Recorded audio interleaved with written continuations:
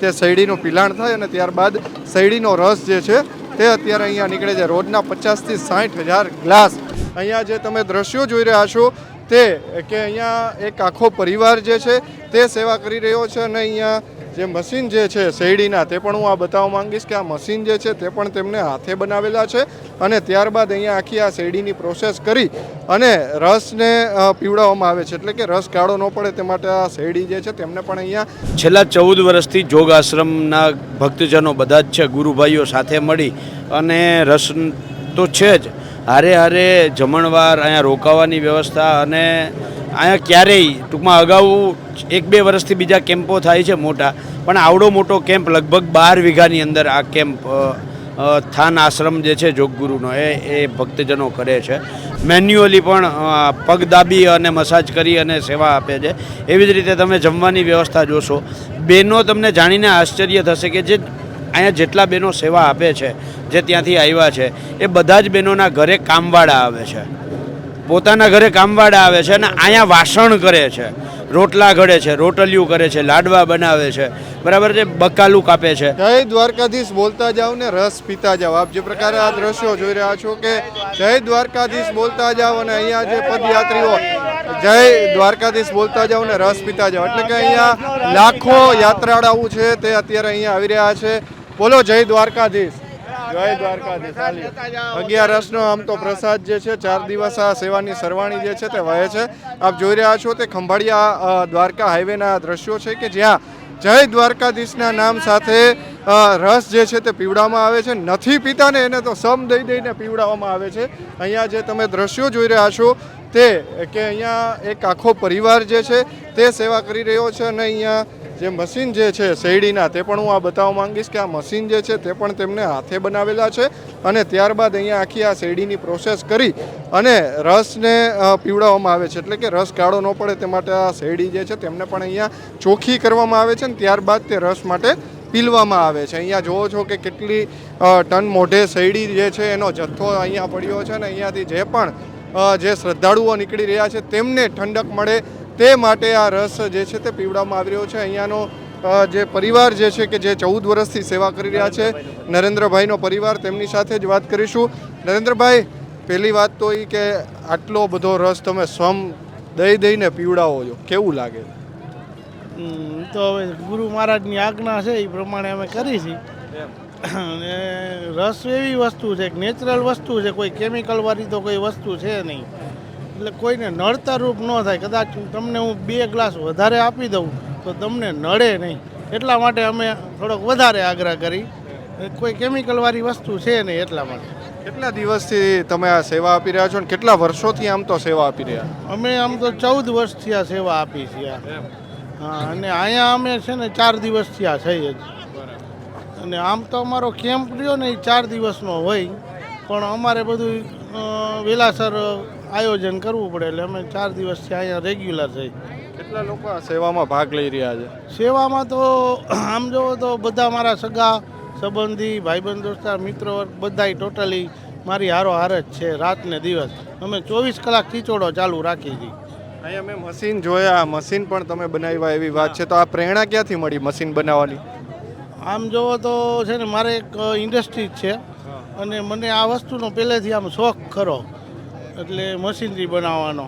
એટલે હું પછી એમાંથી નાનું મશીન બનાવ્યું તો એમાં પહોંચાતું નહીં, પછી આ મોટું કર્યું એટલે એમાં પહોંચાઈ જાય છે. એટલે એવા 2 બનાવ્યા કે એક 700 કિલોની કેપેસિટી વાળું છે અને એક છે ને 2 ટનનું છે, કલાકે 2 ટન શેરડી કાઢે. રોજના કેટલા ગ્લાસ અહીંયા શેરડીના પીવડાવી દો છો શ્રદ્ધાળુના? રોજના 45,000 થી 50,000 ગ્લાસ અમે પીવડાવીએ છીએ. તમે શું કહેશો? તમે પણ અહીંયા સેવામાં નરેન્દ્રભાઈ સાથે જ છો. અમને આખું વરસ આ કેમ્પની રાહ જોતા હોય, અહીંયા આવીએ એટલે અમને બહુ મજા આવે. ઘરે જવાનું મન થાય નહીં, છોકરાઓને બધાને એમ થાય કે આપણે જલ્દી જવું જ છે કેમ્પમાં. 2 છોકરાઓ ઉપર ગર્વ છે. મોટા છોકરાના મેરેજ થયા ને અઠવાડિયું થયું તોય 2 અમારી સાથે આવ્યા છે. અને નાના છોકરાઓની 12થની એક્ઝામ ચાલે છે બોર્ડની, તો એ કે મમ્મી મારે આવવું છે. એટલે હા, બોર્ડની એક્ઝામ ચાલે તોય સેવા કરવાની? હા, પાસ થઈ જાવ કા દ્વારકાધીશના આશીર્વાદ. કેવું લાગે સેવા કરીને? બહુ બહુ જ આનંદ આવે, મજા આવે અહીંયા રહેવાની અને આમ સેવા કરવાની. તમે શું અહીંયા સેવા કરો? અમે અહીંયા ઓલું ઓલું આમ રસ બાટીને અહીંયા પછી ઊભા હોય. કેવું લાગે મમ્મી પપ્પા આટલી મોટી સેવા કરી રહ્યા છે? બહુ જ ગર્વ ફીલ થાય છે. ગર્વ ફીલ થાય. તમે મોટા થઈને પછી આ કરશો ને સેવા? મમ્મી પપ્પાનો વારસો જાળવવાનો છે. હા હા, ચાલુ જ રાખશે સેવા. બિલકુલ. અહીંયા એને પૂછવાનું છે કે જી. આવી પ્રેરણા ક્યાંથી મળી હા, હા. કે હનીમૂનની જગ્યાએ બિલકુલ. તમારા પણ હમણાં માસીએ કીધું એ પ્રમાણે કે 8 દિવસ પહેલા જ લગ્ન થયા છે. 8 દિવસમાં આમ તો લોકો છે ને ફરવા જતા રહે, હનુમાન પર જતા રહે, અને તમે અહીંયા સેવા કરી રહ્યા છો. કેવું લાગે છે? ક્યાંથી પ્રેરણા ક્યાંથી મળી?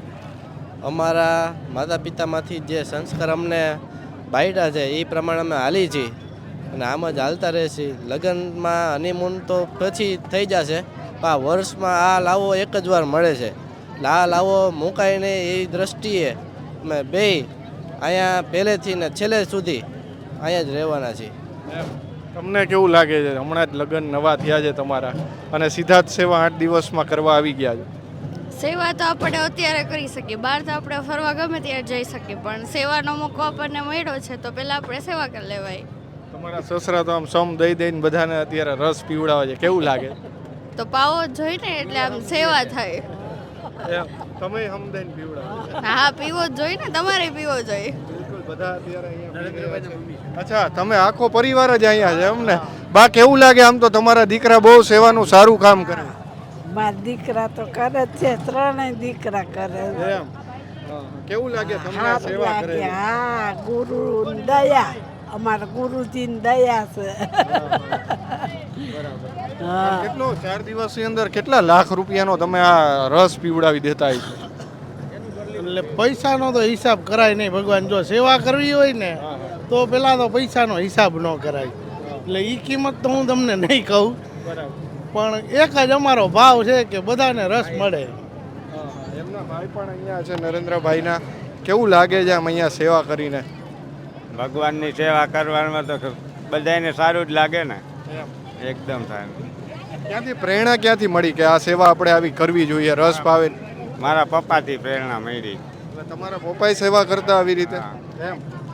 બરાબર. એ રસ પાવાની જ સેવા કરતા? રસ્તાવાની, અહીંયા જમણવારની. તમે કેટલા વર્ષોથી આ સેવા કરી રહ્યા છો? 14 વર્ષથી. 14. બિલકુલ. તો આ નરેન્દ્રભાઈનો પરિવાર છે કે જે 14 વર્ષથી અહીંયા સેવા કરી રહ્યો છે. આપ જે પ્રકારે હું આ દ્રશ્યો પણ આપને બતાવીશ કે જેમને મશીન બનાવ્યું છે, તેઓ આમ તો ઇન્ડસ્ટ્રી સાથે જોડાયેલા છે, મશીનરી ઇન્ડસ્ટ્રી સાથે, અને તેમને આ મશીન બનાવ્યું છે કે જેમાં ટન મોટે રસ જે છે તે શેરડીનું પિલાણ થાય અને ત્યારબાદ શેરડીનો રસ જે છે તે અત્યારે અહીંયા નીકળે છે. રોજના 50 થી 60 હજાર ગ્લાસ, એટલે કે 40 થી 50 હજાર જે શ્રદ્ધાળુઓ પદયાત્રીઓ જે છે તેઓ અહીંયાથી નીકળતા હોય છે, અને તેમને આ રસ જે છે તેમનું રસપાન અત્યારે અહીંયા કરાવવામાં આવી રહ્યું છે. આપ જે પ્રકારે આ દ્રશ્યો જોઈ રહ્યા છો કે આપણે જ્યારે શરૂઆત કરી ત્યારે પણ મેં તમને દેખાડ્યું કે ભાઈ જય દ્વારકાધીશ બોલતા જાઓ અને રસ પીતા જાવ એ રીતે. એટલે કે સમ દઈ દઈને અહીંયા રસ પીવડાવવામાં આવે છે, ને અહીંયા કોઈને પહેલાં તો સેવા માટે આમંત્રણ આપવામાં આવતું નથી ને કોઈને કહેવું નથી પડતું કે ભાઈ તમે અહીંયા સેવા આપવા આવો. અહીંયા નાના બાળકોથી લઈ, યુવાનોથી લઈ, વૃદ્ધોથી લઈ તમામ લોકો જે છે તે અત્યારે આ સેવા જે છે તે કરી રહ્યા છે. અને પાલભાઈ આંબલિયા પણ આ સેવા જે છે તેમનો લાભ લઈ રહ્યા છે, ને તેમની સાથે જ સીધી વાત કરશું. પાલભાઈ, તમે પણ આમ તો ઘણી બધી સેવા મેં તમારી જોઈ.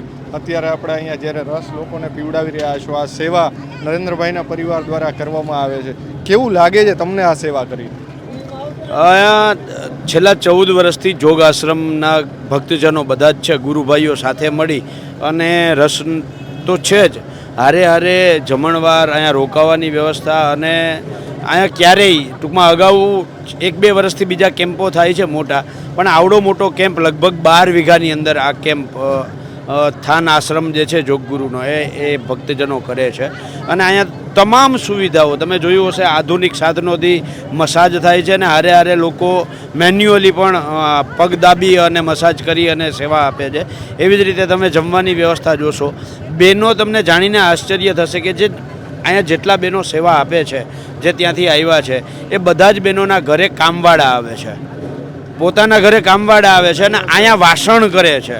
રોટલા ઘડે છે, રોટલિયું કરે છે, લાડવા બનાવે છે, બરાબર છે, બકાલું કાપે છે. અને તમે કલ્પના ના કરી શકો એવી રીતે આ તમે રસની જે છે 24 કલાક રસ, અને 1 કલાકની અંદર 2 ટન શેરડી પી લે છે. તમે વિચાર કરો. એટલે આ આખી અને સૌથી મોટી વાત અમારે જે આ જગ્યા, કારણ કે આ મારું ગામ છે અને આ જે જગ્યામાં કેમ્પ છે મારા કાકા નગા કાકા છે એ અહીંયા આખી જગ્યા બિનખેતી હોવા છતાં પણ માત્ર આ કેમ્પ માટે થઈ અને આ 12 વીઘા જગ્યા બિનખેતી હોવા છતાં પણ બરાબર છે, અહીંયા કંઈ બાંધકામ નથી કરતા. એટલા માટે કે જ્યાં સુધી આપણને કુદરત સેવા કરવા દઈએ ત્યાં સુધી આપણે કરીએ. એટલે નગા અદાનો પણ આમાં ખરેખર બહુ મોટો ફાળો છે.